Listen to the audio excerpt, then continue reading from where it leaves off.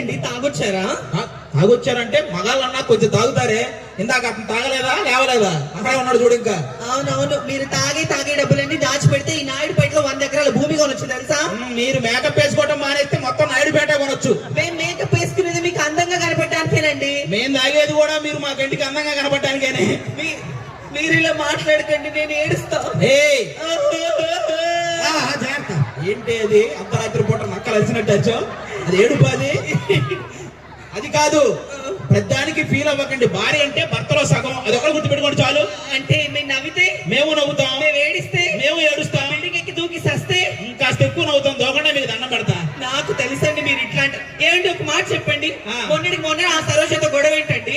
సరోజాతో గొడవ అంటే ఇప్పుడు మనం పొద్దున్నే టిఫిన్ చేసే టైంకి ఎవరైనా ఇంటికి వస్తే ఏమంటాం? టిఫిన్ చేతురు రండి అంటాం. మధ్యాహ్నం భోజనం చేసే టైంకి వస్తే ఫోన్ చేతురు రండి అంటాం. అది రాత్రి పడుకునే టైంకి వచ్చింది రండి అన్నాను, దానికే కోపడిపోయింది. చాలా ఎక్కువ చేస్తున్నారు.